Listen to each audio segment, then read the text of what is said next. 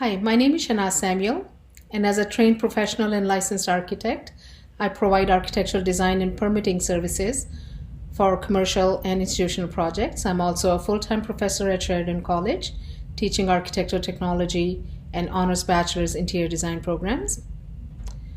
I was aware of my interest in building design and the impact of a well-designed space from as far back as my childhood.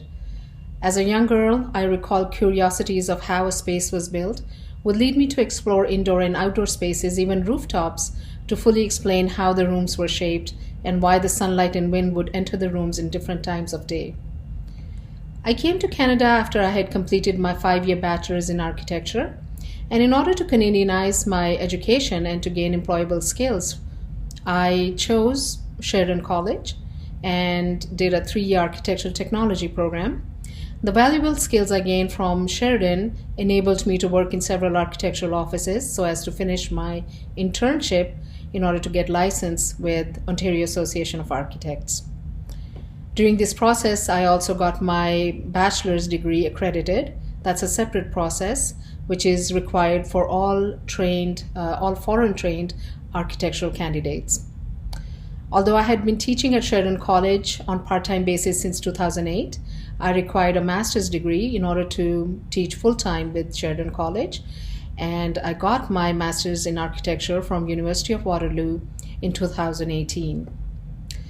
I have been working in architectural field in almost roughly 20 plus years.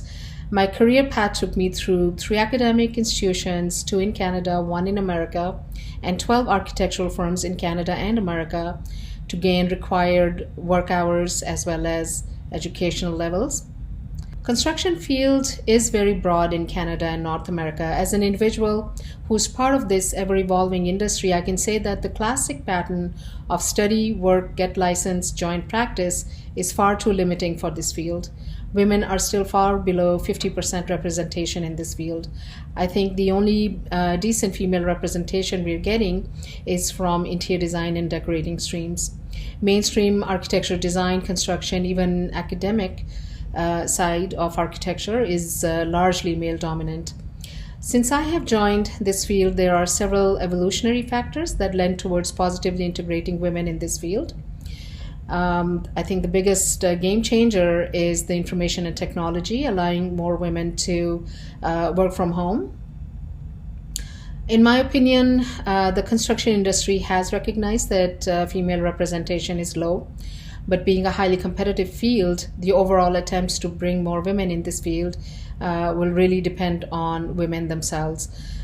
In my view, there's still a lot of opportunity for women to work in this classical architectural role as an architect, but also there are several untapped facets of construction and design where women can play a very dominant role. In all my years of working in Canada in architecture, I have come across only one all-female contracting firm working in Ontario. As an individual who genuinely enjoys teaching and likes to keep a balance with private practice to stay current with my field, I would not change a thing. I would still have worked on getting professionally licensed and would have taught at the same time.